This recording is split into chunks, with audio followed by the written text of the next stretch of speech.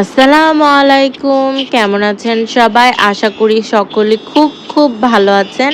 আর আমার আরেকটা নতুন ব্লগে আপনাদের সবাইকে ওয়েলকাম জানাই। তো কালকে আমি একটা সুন্দর ব্লগ আপনাদের সাথে শেয়ার করব। সেই ব্লগে কি কি থাকছে সেটা তো কালকে বলবো। বাট আমি ভেবেছিলাম যে আমার ফোনে কিছু ছোট ছোট ক্লিপ থেকে গেছিলো, ওগুলো নিয়ে একটা ব্লগ বানাবো। বাট যেহেতু কালকে একটা ব্লগ দিব, আমি ওটার সাথে দিতে চেয়েছিলাম।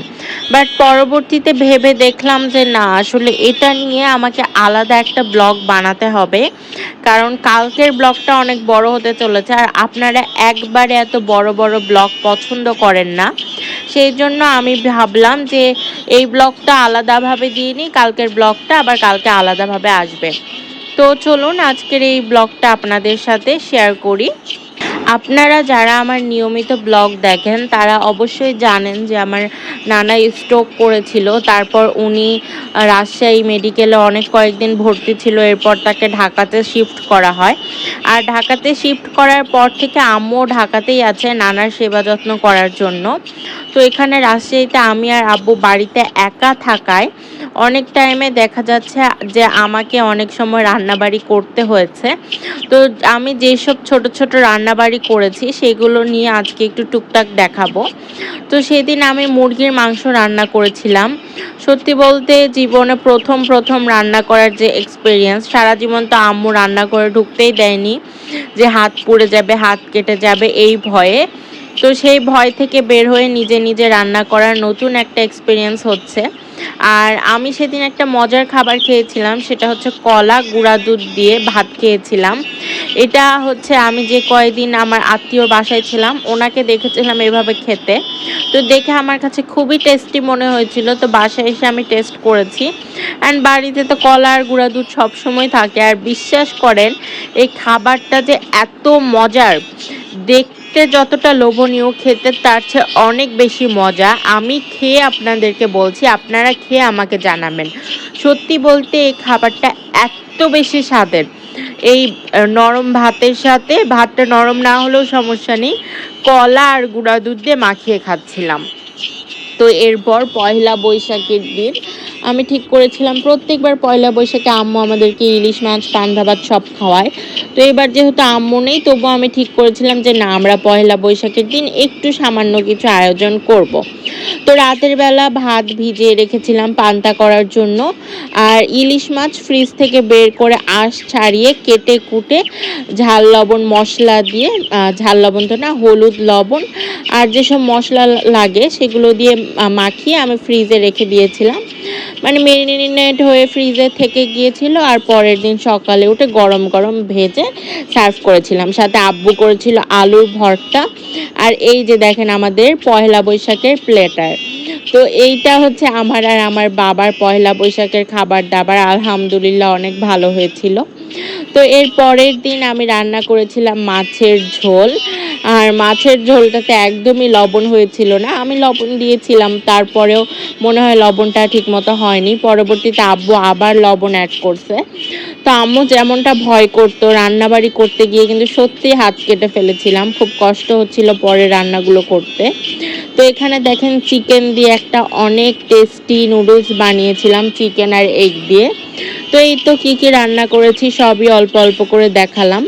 তো এরপরে আমরা ভাবছিলাম আমি আর আমার বেস্ট ফ্রেন্ড একদিন একটু কাচ্চি খাবো, বাট খুবই সস্তা কোনো জায়গায়। সবসময় তো সুলতান ডাইন্স বা এই টাইপসের জায়গাগুলোতে খাওয়া হয়, বাট আমরা ঠিক করেছিলাম রাস্তার ধারে কোনো রেস্টুরেন্ট থেকে খাবো। তো সেই রকম ভাবনা মতো আমরা চলে গিয়েছিলাম রেস্টুরেন্ট খুঁজতে। তো প্রথমে আমরা সেই স্বাদের রেস্টুরেন্টে গেলেও ওখানে শুধু চিকেনের আইটেম পাওয়া যাচ্ছিল, বাট আমার ফ্রেন্ড স্পেশালি বিফ কিছু খেতে চাচ্ছিল। তো পরে আমরা হচ্ছে 0 পয়েন্টের মোড়ে হাজি কাচ্চি ঘরে আসি। আর ওখানে আমরা 3টা প্ল্যাটার নিই। আমি নিয়েছিলাম মোরগ পোলাও, আমার ফ্রেন্ড নিয়েছিল গরুর তেহেরি, আর নিয়েছিল একটা গরুর কাচ্চি। সবগুলোই হাফ হাফ হাফ হাফ হলেও এগুলোর কোয়ান্টিটি দেখেন। আর প্রত্যেকটা প্রাইস কিন্তু আমি হচ্ছে ফার্স্টে দেখিয়ে দিয়েছি সব প্রাইস লিস্টটা, তারপরেও আমি স্ক্রিনে অবশ্যই লিখে দিব। তো এই মোরগ পোলাওটা আমি নিয়েছিলাম। এটার মধ্যে একটা চিকেনের ব্রেস্ট পিস ছিল।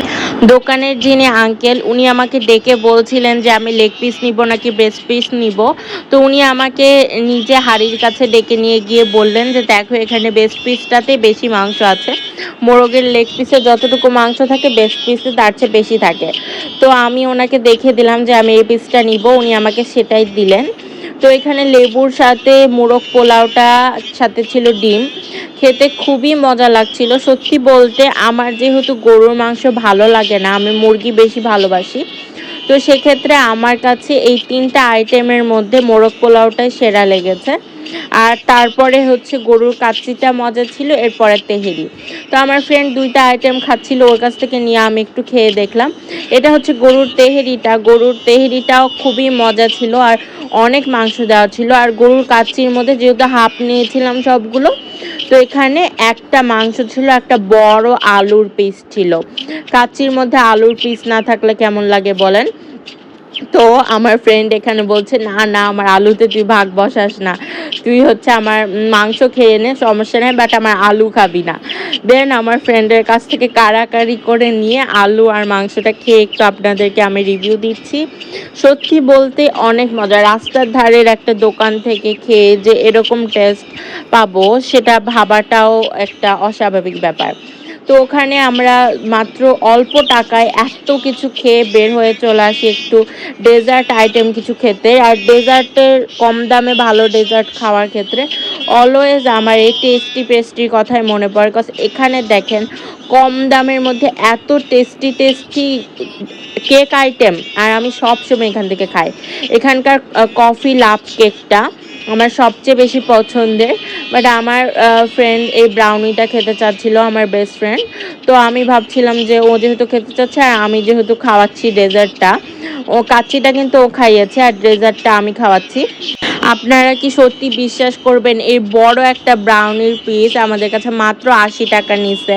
তো এখানে গিয়ে কেক খেলে আমার মনে হয় অর্থিত। অন্য যে কোনো জায়গা ইভেন টেস্টি ট্রিট থেকেও এখানকার খাবারের টেস্টটা যেমন ভালো, দামও সেরকম কম। এটার লোকেশন হচ্ছে রয়্যাল রাজের একদম পাশে যে টেস্টি পেস্ট্রিটা আছে। তো এই ছিল আমার সম্পূর্ণ ব্লগ। তো ব্লগ ভিডিওটা আপনাদের কেমন লেগেছে সেটা জানাতে অবশ্যই ভুলবেন না। আর আমার ভিডিওগুলো যদি ভালো লেগে থাকে লাইক কমেন্ট শেয়ার তো অবশ্যই করবেন। চ্যানেলটা সাবস্ক্রাইব করে রাখবেন যাতে এরকম ভিডিও আরও আপনারা সাথে সাথে করে দেখতে পান। আর কোনো বিষয় নিয়ে কোয়ারিজ থাকলে বা কোনো কিছু বুঝতে না পারলে সেটা অবশ্যই কমেন্ট বক্সে জানাবেন, তাহলে আমি সেটা জানিয়ে দেওয়ার চেষ্টা করব। সবাইকে অনেক অনেক ধন্যবাদ। আজকে বাবা বাজার থেকে অনেকগুলো পেঁপে কিনে এনেছে। আমি এই পেঁপেটা কাটলাম একটু সন্ধ্যাবেলা খাবো বলে, বাট এই পেঁপের মধ্যে আরেকটা ছোট পেঁপে। আপনারা একটু জানাবেন তো যে এই ছোট পেঁপেটা কি খাওয়া যায়? পেঁপের অনেক কষ বের হচ্ছে, এই যে এই ছোট পেঁপেটা কি খাওয়া যাবে?